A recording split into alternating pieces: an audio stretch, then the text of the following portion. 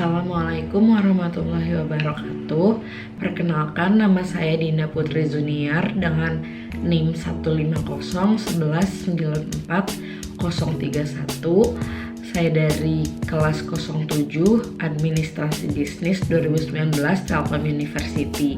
Di sini saya akan menjelaskan mengenai analisis saya dari faktor eksternal tempat wisata The Great Asia Afrika untuk memenuhi tugas mata kuliah strategi kebijakan bisnis. Nah, The Great Asia Afrika sendiri merupakan kawasan wisata yang baru berdiri pada akhir 2019 di daerah Lembang.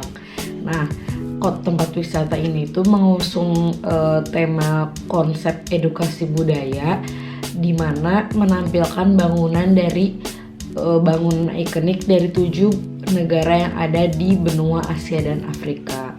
Nah, dengan membayar 50.000 per orang, setiap orangnya sudah bisa mendapatkan pengalaman menjelajahi beberapa negara yang ada di benua Asia dan Afrika, sekaligus mendapatkan pengalaman budaya dan juga pengetahuan, juga dapat mencicipi kuliner yang ada di masing-masing negara tersebut, dan juga mendapatkan voucher berupa minuman.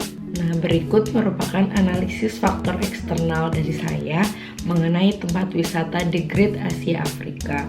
Nah, pertama dari politik atau regulasi pemerintah. Nah, sebelum adanya pandemi COVID-19 ini, tentu regulasi dari pemerintah terhadap sektor pariwisata ini sangat menguntungkan ya. Pemerintah Kota Bandung sendiri kan karena sangat berharap bahwa semakin banyaknya tempat wisata yang ada di daerah tersebut akan membantu perekonomian yang ada di daerah sekitarnya.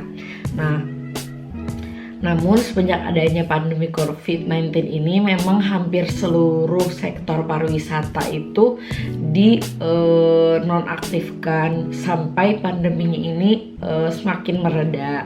Nah, namun saat ini Dinas Pariwisata dan Kebudayaan Kota Bandung udah menyiapkan regulasi atau aturan sektor agar pariwisata ini tetap terus berjalan dan perekonomiannya tidak hancur melalui adaptasi kebiasaan baru. Nah, karena dapat diketahui sendiri bahwa pajak yang dihasilkan dari sektor pariwisata ini sangat menguntungkan dan juga menjadi salah satu pemasukan terbesar bagi pemerintahan. Nah, lalu yang kedua adalah ekonomi. Nah, pembangunan kepariwisataan saat ini itu dijadikan salah satu sektor andalan dan unggulan sebagai penghasilan terbesar, devisa terbesar yang akan mendorong pertumbuhan ekonomi karena akan meningkatkan pendapatan daerah, memperluas lapangan pekerjaan, juga mengangkat perekonomian masyarakatnya tersebut. Nah, dengan kesejahteraan finansial masyarakatnya tentu juga akan mendatangkan lebih banyak wisatawan ke daerah tersebut. Salah satunya itu adalah The Great Asia Afrika.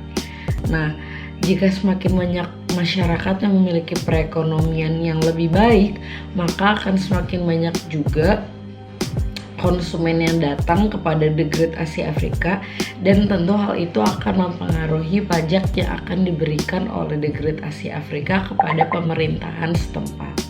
Lalu yang ketiga adalah sosial. Nah, keberagaman sosial masyarakatnya ini juga dimanfaatkan pengusaha pariwisata untuk ikut serta dalam mensukseskan usaha pariwisatanya. Selain itu, pengusaha pariwisatanya juga mengikutsertakan masyarakat lokalnya untuk terlibat secara aktif dalam pengembangan si tempat wisatanya itu, yaitu The Great Asia Afrika.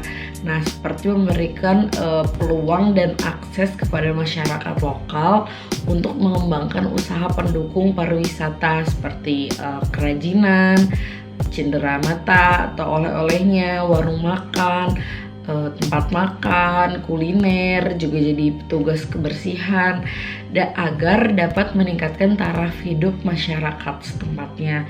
Nah, tingkat keterlibatan masyarakat ini tentu berbeda-beda sesuai dengan potensi, pengalaman, juga keahlian dan pengetahuan yang dimiliki setiap individu dan masyarakat lokal tersebut, sesuai dengan sesuai dengan keberagaman sosialnya.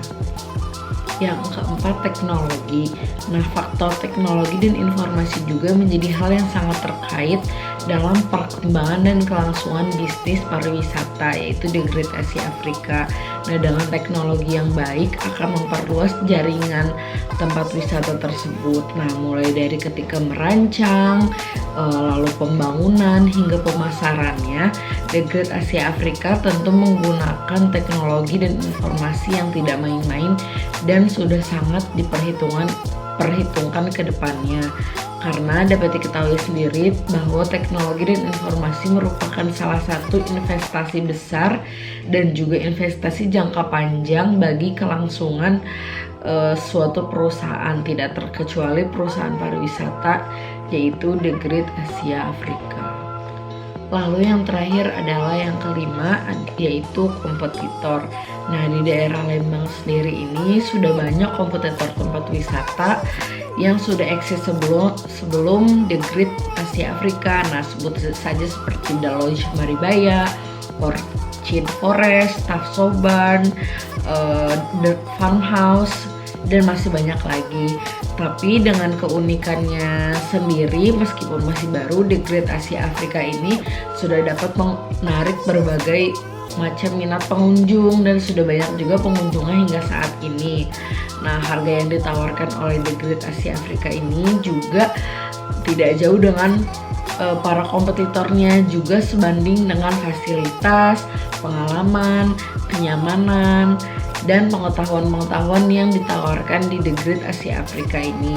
Nah, justru dengan banyaknya kompetitor yang udah ada di daerah Lembang yang sudah mendahului The Great Asia Afrika ini, justru dapat dijadikan ladang untuk sebagai pemasaran, karena orang-orang yang awalnya tidak tahu dengan adanya The Great Asia Afrika, dengan mengunjungi daerah sana dapat mengenali dan juga bisa saja menjadi pengunjung The Great Asia Afrika di lain waktu gitu.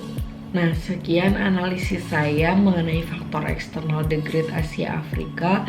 Mohon maaf bila ada kekurangan. Wassalamualaikum warahmatullahi wabarakatuh.